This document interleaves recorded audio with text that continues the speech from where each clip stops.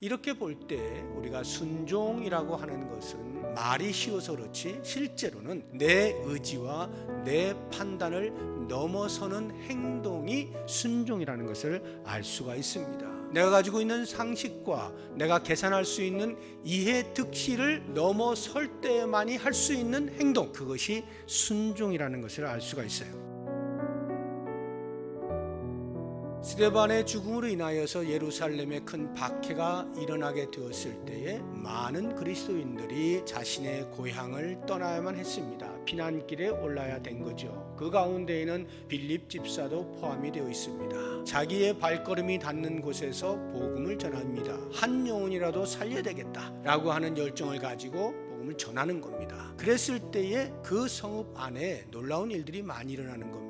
참 진리를 만나게 되면서 새로운 삶을 살게 되어집니다. 많은 사람들이 회심을 하는 겁니다. 사마리아 성이 완전히 뒤집어졌습니다. 한 사람 빌립으로 인하여서 일어난 일들입니다. 영혼을 구원해야 된다라고 하는 복음에 대한 뜨거운 동기와 눈으로 직접 보고 있는 회심자들, 그 성과를 보게 되어질 때 그에게는 최상의 열정이 솟구쳐 나오게 된 것입니다. 이러한 빌립 집사에게 큰 위기가 닥칩니다. 그것은 다름 아닌 사역지를 변경하라는 요청을 받게 되는 것입니다. 타오르고 있는 열정에다가 찬물을 끼얹는 듯한 그러한 요청이라는 것을 알게 되는 것입니다. 지금 여기 한참 부흥이 일어나고 있는데 그 광야길에 거길 가서 누구를 만나겠습니까? 사람이 있겠어요? 아니면 거기에 무슨 복음의 뿌리를 내릴 수 있는 터전이 있겠습니까? 황당한 요청이죠. 이걸 과연 순종을 해야 되나 말아야 되나? 빌립의 태도를 보게 되면 일어나 가서 보니 이렇게 돼 있죠. 일어나 갑니다. 즉각적인 순종을 했다는 것을 알 수가 있어요. 얼마든지 자기의 판단과 자기의 상식을 동원해서 질문을 하거나 항의를 할 수가 있었을 터인데 그러하지 아니하고 주의 음성으로 듣고 순종하여 그냥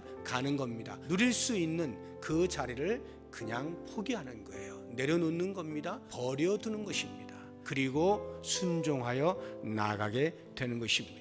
이렇게 볼 때 우리가 순종이라고 하는 것은 말이 쉬워서 그렇지 실제로는 내 의지와 내 판단을 넘어서는 행동이 순종이라는 것을 알 수가 있습니다. 내가 가지고 있는 상식과 내가 계산할 수 있는 이해 득실을 넘어설 때만이 할 수 있는 행동, 그것이 순종이라는 것을 알 수가 있어요. 이렇게 순종을 하게 되어지면 그 순종하는 것에 따른 유익이 주어지게 됩니다. 그 첫 번째 유익은 나의 열정이 아닌 주님의 열정을 공유하게 된다는 것입니다. 지금 나의 열정은 사마리아 성에서 계속해서 복음을 전해서 더 많은 회심자를 얻어내는 것이죠. 그러나 주님께서 가지고 계신 열정은 지금 광야길에 누군가에 대하여 가지고 계신 거예요. 나는 그것을 모르고 있었던 거죠. 그런데 순종을 통해서 주님이 가지고 계신 그 열정을 공유할 수가 있게 되는 것입니다.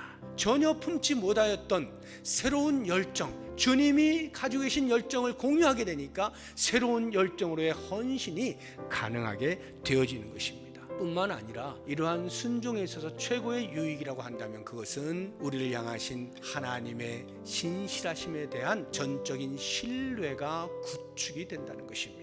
나는 지금 뭘 몰라도 이미 주님은 다 알고 계셔서 나를 필요로 하여 부르시는 것이다. 신뢰가 생기는 겁니다. 그것이 없이는 순종도 일어나지 않는 거죠. 그런데 그 순종을 통하여 그 신뢰감이라는 것이 더욱더 돈독해지는 거예요. 주님이 나보다 나를 더 잘 아시니까, 주님이 내 앞길을 다 알고 계시니까, 나를 꼭 필요로 하시니까 부르시는 것이지 라고 하는 전적인 신뢰가 형성이 되는 것입니다. 주의 말씀에 순종한다는 것은 설령 그것이 내 상식과 지식과 경험에 비추어 일치되지 않는다 할지라도 순종하게 될 때에 찾아오는 유익이 보통이 아닌 것입니다. 이렇게 순종을 하게 되니까 결국은 그가 가서 한 사람을 만나게 되죠. 광야의 길을 가고 있는 에디오피아 사람, 에디오피아 여왕 간다게의 모든 국고를 맡은 관리자라고 소개를 하고 있습니다. 오늘날로 하자고 하면 나라의 돈을 쥐고 있는 아주 높은 관리인인 것입니다. 예수님에 대한 예언의 말씀을 그가 읽고 있는 것입니다. 성령에 의해서 빌립이 그 사람에게로 갑니다. 그리고 들어보니까 이사야의 글을 읽고 있거든요. 그래서 읽고 있는 것을 깨닫고 있느냐 이렇게 질문하니까 내가 어떻게 이것을 깨달을 수가 있겠느냐, 가르쳐주는 사람이 없는데 너 그런 질문하는 거 보니까 네가 아는 모양인데 좀 수레에 좀 올라와서 같이 앉아 나에게 설명 좀 해달라. 자기가 읽고 있는 것에 대한 내용을 좀 더 명확히 알고 싶은 거예요. 그런데 그것을 알 것 같은 사람이 다가오게 되었을 때 기꺼이 초청하여 자기 옆에 앉혀서 설명을 듣고자 할 만큼 이 사람은 열심이었다 하는 것을 알 수가 있어요. 빌립이 순종하여서 광야라고 하는 곳을 내려가게 되었을 때 예상치 못하게 주님이 이미 예비해 놓으신 주님의 마음이 거기에 쏟아져 있는 그 한 사람을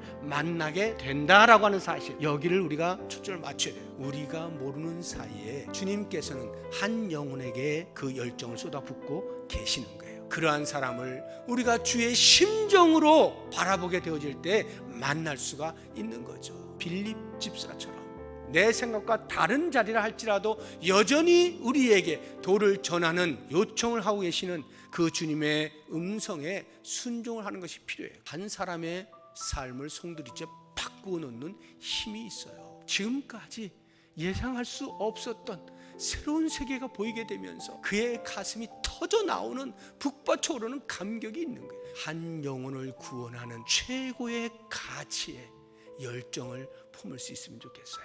그래서 끊임없이 우리는 전도자로 부르신 주님의 마음을 따라서 계속해서 한 영혼을 구원하는 일에 쓰임받는 끊임없는 뜨거운 열정을 쏟아낼 수 있는 우리 모두가 될 수 있기를 주의 이름으로 부탁드립니다.